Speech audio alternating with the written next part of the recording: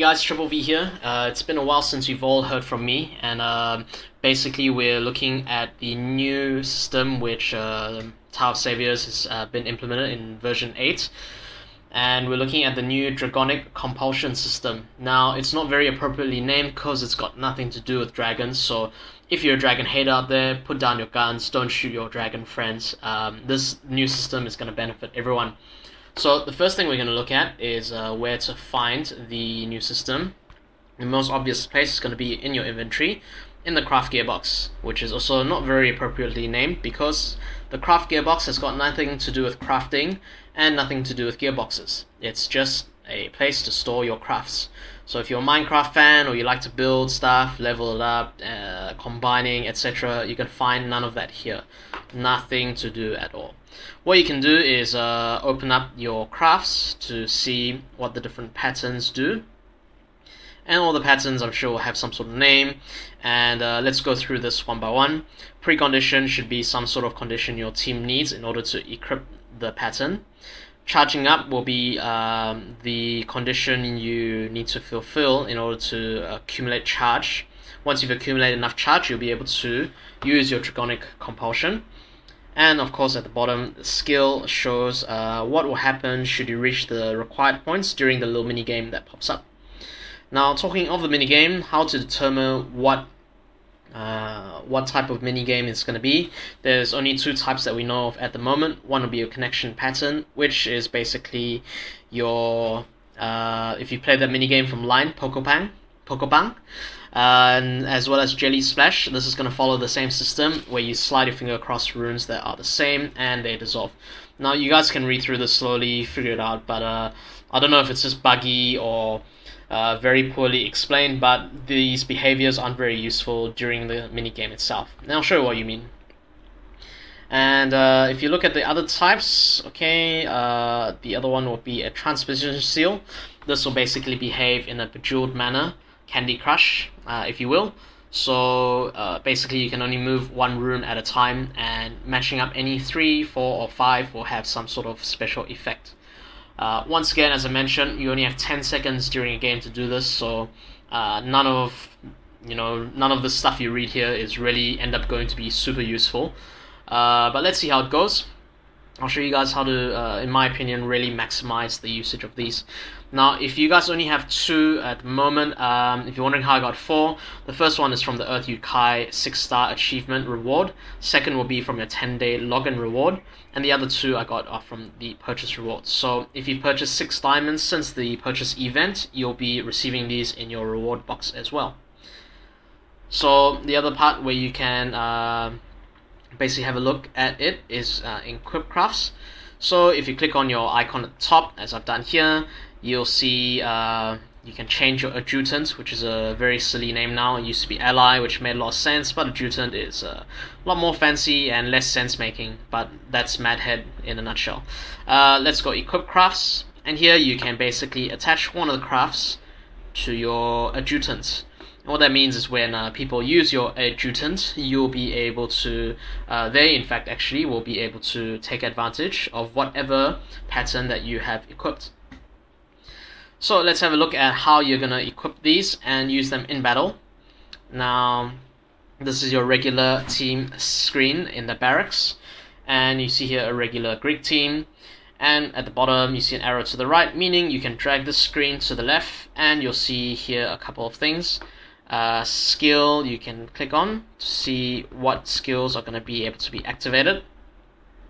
Okay, charge will be what patterns you've equipped and how they're going to charge up.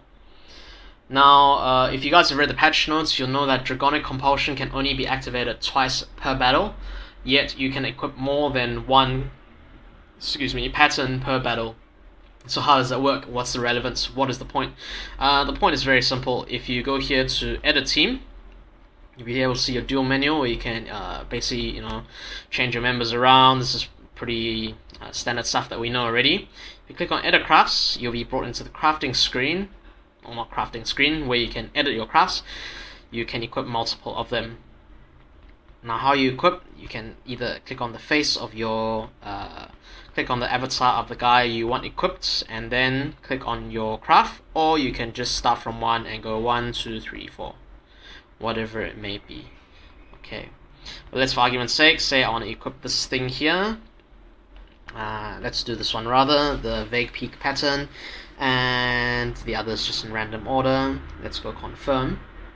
Now, if you read the patch notes, you'll actually know that the more types of crafts you equip, which have the same charge up condition, will help it charge faster during the battle. And that is why there is an incentive for you to equip multiple crafts or patterns, if you will, and as this will basically help your charge. So you see here I've got 3 that dissolving any type of attribute will, dissolving runestones of any attribute, sorry, will actually charge your Dragonic Compulsion, and only 1 by launching attacks. The one that you equip under your leader here, this one, will actually be the one which activates its skill. So be very wary of which one you equip in this slot. If you don't equip any in this slot, your team will basically have no Dragonic Compulsion at all. When you enter the battle, there will be no symbol for you to activate. Okay, so now that we've covered how you're going to set them up and what the incentive is to set multiple of them up, let's take it into battle for a spin and check them in action.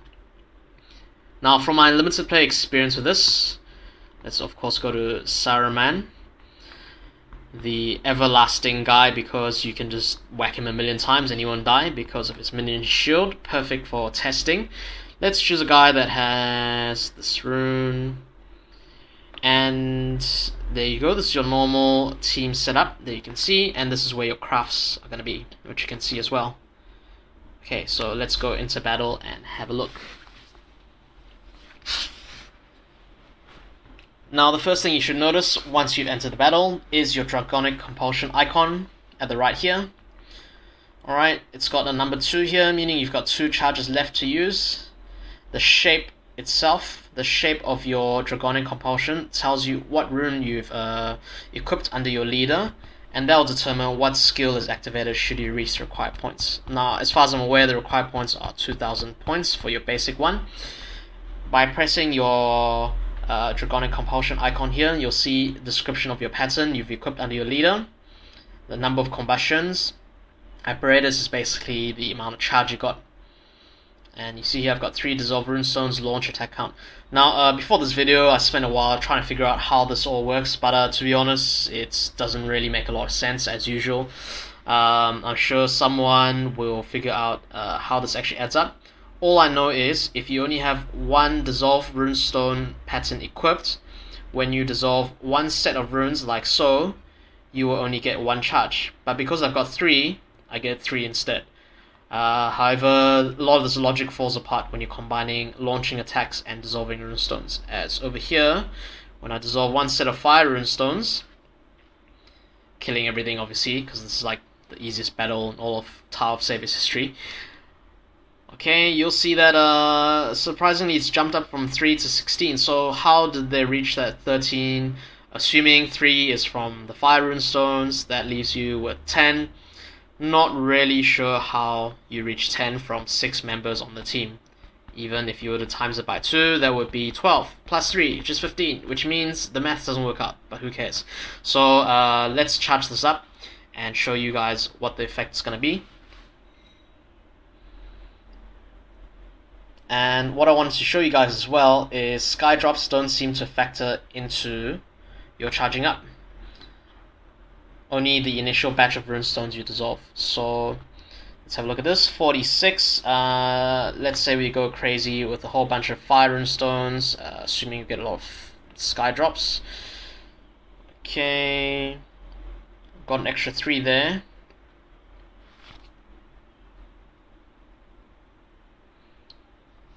You'll see that the calculation itself doesn't really make sense. 70, so that's a difference of what, 24 from, was it 46? I can't remember. But yeah, I've tried it with a Greek team where you score, you know, maybe 30 combos, and that does not instantly charge up your pattern. So my only conclusion is sky drops don't seem to help it. Maybe you guys have figured out that it does, and I'm totally wrong, but until then, this is the information I have. So, Madhead, why can't you make a proper tutorial video? Alright, basically just gonna charge this guy up. Okay, now you see, once you've reached your charge amount,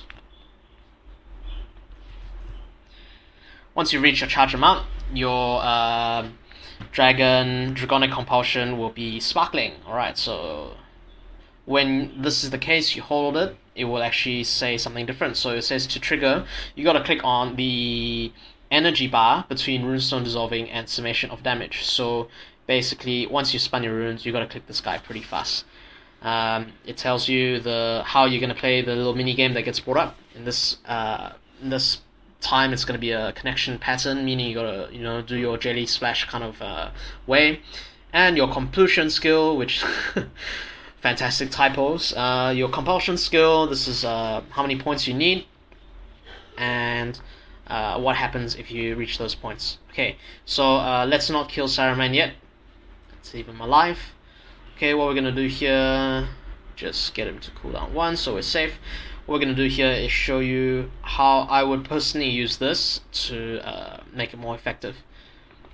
Because let's be honest, a 10% boost in attack isn't very super fantastic. You can get that just from lining up 4 runes below, one of the ameliorated cards. Let's have a look at what this can do. Alright, let's click that guy. So he's gonna glow red, go crazy.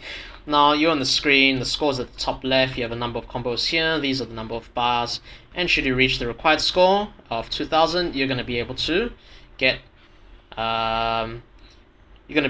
what you want, which is the 10% bonus in team attack. Now, the only real use I've found for this whole system so far is to eliminate a whole bunch of non-fire runes and be able to attack like batshit crazy. So in using it so far, that's the only real true use I found for it. It's basically like a free convert. You get to convert a whole bunch of useless runes off the board, and you get to have a board full of your attack runes, which is going to be pretty useful in a team like Greek, where the amount of runes you have on board plays a huge part. It's going to waste a turn. And let's charge up the second one. So you see, after I've used one charge, now there's only one charge left. So what that means is, yeah, let's use it up and see what happens when you've got no charges left. Alright, got to keep dissolving runestones, let him hit me, tanking like a champ.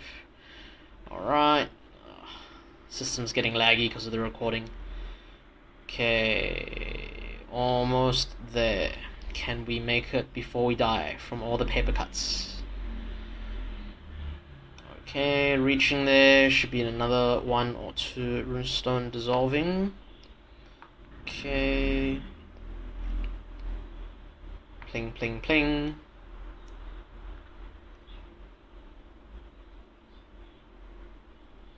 Alright, we've reached that stage. We're almost reached that.